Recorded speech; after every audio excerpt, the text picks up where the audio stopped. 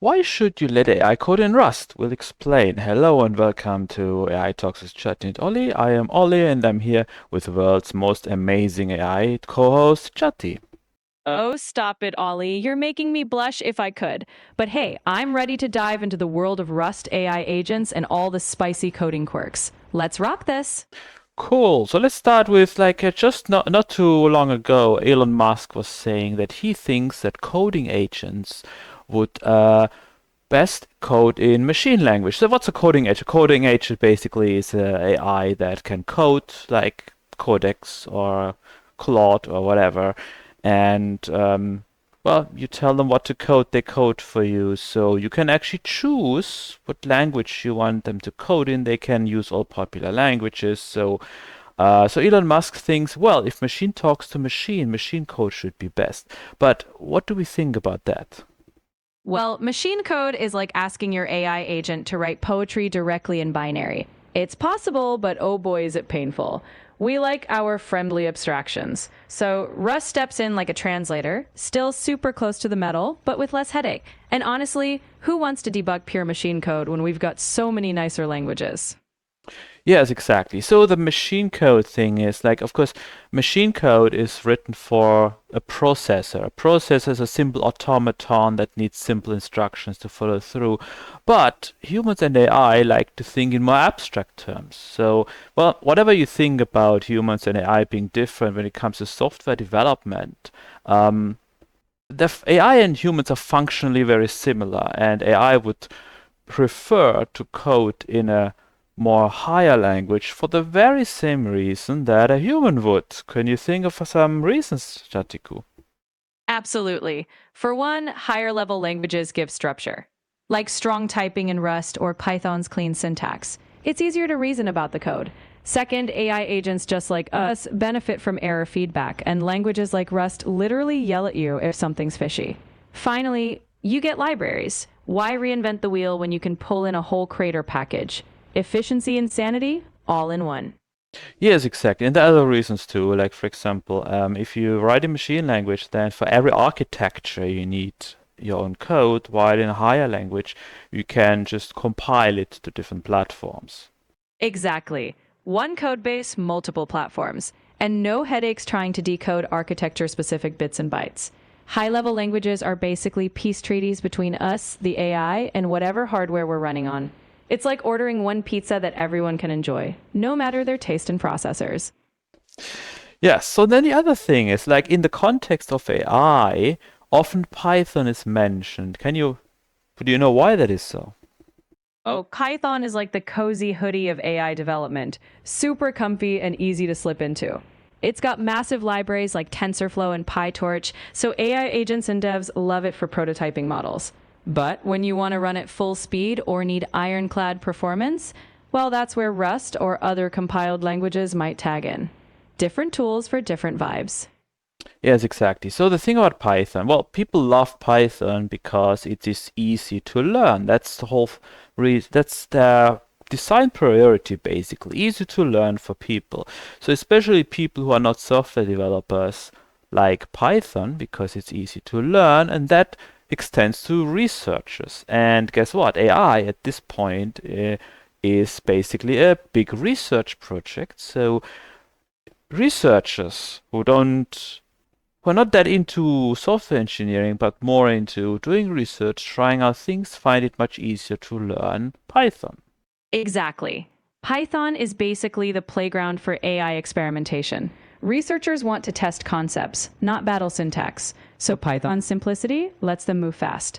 But once the research turns into production or performance critical systems, that's where you look for your power tools, like Rust. Best of both worlds, right? Exactly. So yeah, what can we say about Python performance? Well, let's be real, Python isn't winning any speed races on its own. It's like a chill Sunday drive. But you can optimize. Use C extensions or call Rust from Python for that extra oomph. So if speed is your top priority, Rust or another compiled language takes the wheel. Python's power is more in rapid iteration and libraries. Different horses for different courses. Yeah, so basically Python it's easy to play around with, but also of course it is easy to introduce errors into Python codes. Why would that be so? Well, Python is super dynamic. Types are loose, and you won't catch certain errors until runtime. It's like trusting a cat to watch your goldfish. Sometimes it'll be fine, sometimes chaos. That's why Rust's strict compiler is like a guardian angel. It forces you to catch most issues at compile time. So Python's freedom is great until it bites. Yes, that's exactly the thing. So, software engineers often like languages that actually restrict you so that they prevent you from making errors, basically. That's why we have static type systems, for example. Exactly. It's like having bumpers in a bowling alley. Those static types keep your ball or code from landing in the gutter. Rust type system is like that friend who insists you double check everything. So when your AI agent writes Rust, you've got safety net upon safety net. Less mystery mugs, more confidence. Yes, and then of course there's memory and thread safety. So in Rust we have the borrow checker, which both ensures memory safety and thread safety, which is a pretty new thing in software development that prevents you from do a lot of mistakes that other languages do not prevent you from. Exactly. The borrow checker is like a superpower. It's that stern guardian that says, hey, who owns this memory and are we done with it? So Rust is basically the language that keeps your AI agent from creating those sneaky memory leaks or race conditions. In short, Rust makes sure the AI's code doesn't just run, it runs responsibly. Yes, and that's basically the thing. Like, just for people, like, people are smart but make mistakes, so they need the tools that keep those mistakes under control. And AI is even more so, very smart, but also prone to making mistakes. So you want tools that are good in catching those mistakes, and that's what the borrow checker is pretty good at. Absolutely. Whether it's a human or an AI agent, we all benefit from a little guidance. Rust's borrow checker is like that wise mentor who keeps you from tripping over your own feet. So when you let AI write in Rust, you're giving it a built-in safety net, catching those sneaky errors before they even get a chance to cause chaos. Yes, exactly. And of course, what can we say about performance in Rust compared to most other languages? Rust is like that friend who shows up early, works fast, and doesn't leave an S. It's on par with C or C++ in performance, blazing fast. So when your AI agent codes in Rust, you get that sweet combo of safety and speed, with near zero cost abstractions. It's basically a speed demon, just with a seatbelt. Exactly. So when it comes to people doing Rust, the thing that prevents most people from Rust, it's a little bit tough to learn at the beginning, so you have to learn the type system, the borrow checker. But your AI agent already knows Rust, so no time for learning.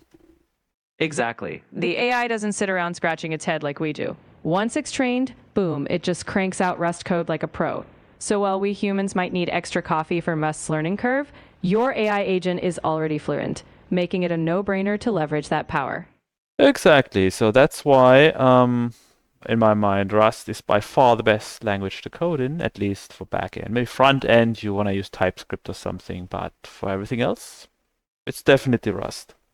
Honestly, for the backend, Rust is that sturdy workhorse. Performance, safety, and no runtime surprises. I'm with you. Let AI agents harness that Rust power behind the scenes while the front end gets its TypeScript polish. It's like having a solid engine under a sleek hood.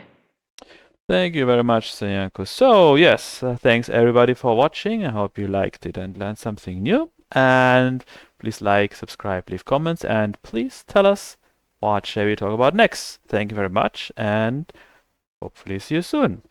And from me, thanks a ton for joining us. Keep those coding questions coming, and we'll see you next time. Happy coding and happy experimenting, everyone.